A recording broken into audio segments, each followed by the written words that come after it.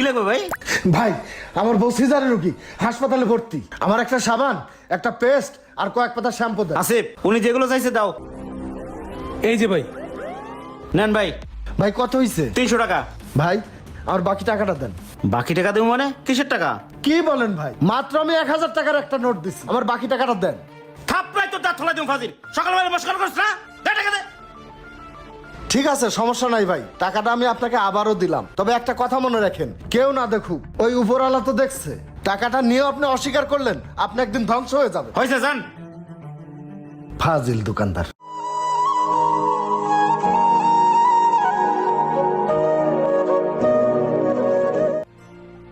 ভাই মোটা চাল আছে না? কয় কেজি? 5 কেজি। আসিফ, হ্যাঁ ভাই। 5 কেজি মোটা চাল মাপ। আচ্ছা। আর শোন জি ভাই।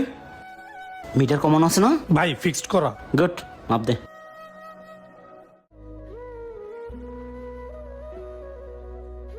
হয়েছে হয়েছে, গিটটা দে। নেন ভাই। ভাই 300 টাকা। ঠিক আছে ভাই, দেন।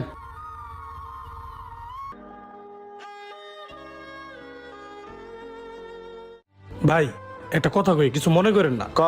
ওই লোকটা ভাই গরিব মানুষ, রিক্সা চালায় খায়, সারাদিনে কয় টাকায় ভাই ইনকাম করে? হ্যাঁ, যে ওজনে কম দিলেন, কাজটা কি আপনি ঠিক করলেন? 5 কেজি চালে 1 কেজি চাল কম দিলেন, এই কাজটা আপনি না করলেও পারতেন। ওই মালিক কি তুই না আমি? তুই কর্মচারী হয়ে যদি আমার এত জ্ঞান দেস তাই লইব? ওই ফাজিল, থাপড়াই তোর দাঁত থলাই দেবে এবার জ্ঞান দিতে তাইলে। কাজ কর। এই মুন্না ভাই, আমার 5টা পেনশন দেন তো। না মানে 5টাই আছে। এই ভালো কথা ভাই, আমার টোটাল কত হয়েছে হিসাব করেন তো। আয় আসিফ, হিসাবের খাতাটা দে। নেন ভাই। রাজ রাজ রাজ, তোমার 990 টাকা। 990 টাকা মানে? আপনারা পরশুদিন 500 টাকা দিলাম, ওটা কি খাতা উঠেন নাই? কি কও? এই মিয়া, 500 টাকা তো খাতায় লেখাই থাকতো। এই যে খাতায় 990 টাকা। আরে ভাই আপনি মিছে কথা কইতেছেন, একটু মনে করে দেখেন। থাপড়াই দাঁত থলাই দিবি ফাজিল একবারে। বাটপারি করছ আমার লাগে না? বাটপারি করবি অন্য দোকানে করবি। যা, এই যে সিগারেট দে। টাকা দিয়ে বড় সিগারেট দিবি। যা সর। এই যে ভাই ব্যাপারটা কিন্তু ভালো লাগলো না, পরে কিন্তু দেখেন। যা তুই। এমনিতে সিগারেট নেবো বাকি, তারপরে ক্যাট ক্যাট ক্যাট করবো। বাটপার এগুলা। এই তুই কাজ কর। মুন্না ভাই 2 কেজি চাল 1 কেজি ডাল দেন। আসিফ, 2 কেজি চাল 1 কেজি ডাল দে তাড়াতাড়ি।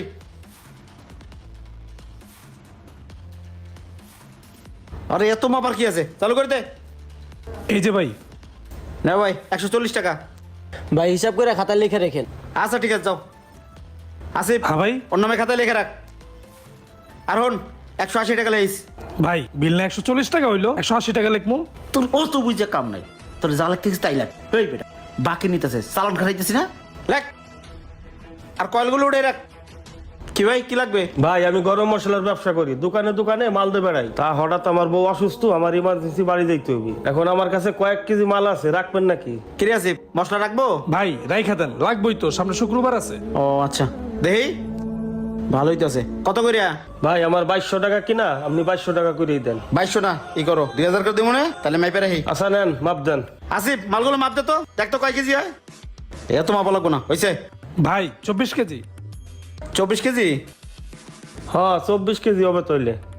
তাইলে তোমার হলো 24 কেজি, 24 গুণ 2, 48,000। হ্যাঁ হ্যাঁ না, হ্যাঁ না, 48,000ই আছে। আসি ভাই, যান। আসসালামু আলাইকুম। ওয়ালাইকুম আসসালাম। মালটাল থাকলে দিয়েন। ঠিক আছে দিমনে।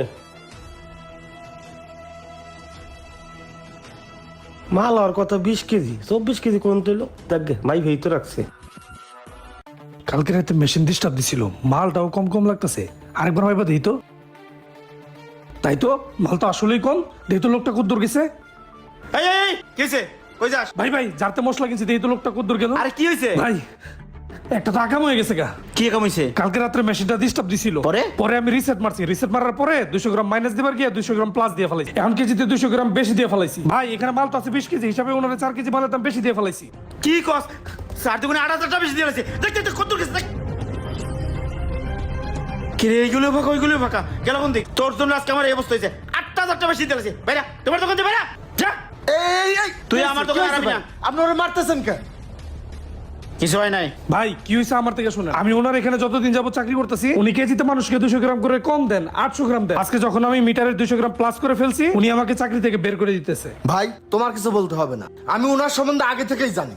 হায় রে ভাই, আপনি যে মানুষরা ঠকান, মানুষরা যে ওজনে কম দেয়। একটা কথা বলি শোনেন, যারা ওজনে কম দেয় কাল কিয়ামতের ময়দানে তাদের কঠিন বিচার হবে। তাদের শরীরের গোশত কেটে এই ঋণ শোধ করা হবে।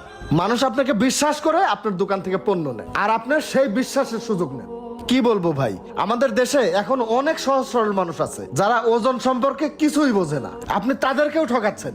একটা কথা মনে রাখবেন ভাই, আল্লাহ ছাড় দেন কিন্তু ছেড়ে দেন না। এখনো সময় আছে, আল্লাহর কাছে ক্ষমা চেয়ে নেন আর মানুষ ঠকানো ব্যবসা বন্ধ করুন, ভালো হয়ে যান ভাই। আসিফ, আসলে আমি অনেক বড় ভুল করে ফেলাইছি রে।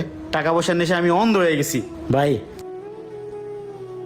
ওই দিনকে আপনি 1000 টাকা দিয়েছিলেন, এই যে টাকাটা আমারে ক্ষমা করে দিন ভাই। আমি আর কখনো কাউরে মাপে কম দিব না, আর হারাম না। এখন তো আমি হালাল ব্যবসা করবো। আসিফ, দোকানে চল। আচ্ছা ভাই, ভালো থাকেন। আসসালামু আলাইকুম ভাই। ওয়ালাইকুম আসসালাম। আইলো। চলেন মহাজন। মুদি ব্যবসা একটি হালাল ব্যবসা, কিন্তু কিছু অসাধু দোকানদার এই ব্যবসা অনেক প্রতারণা করে থাকেন। মাপে কম দেন, কম হলে বেশি লিখে রাখেন। সবার চোখ ফাঁকি দিতে পারবেন, কিন্তু আল্লাহ তাআলার চোখ কখনো ফাঁকি দিতে পারবেন না। ভিডিও ভালো লাগলে লাইক কমেন্ট শেয়ার দিয়ে পাশে থাকবেন।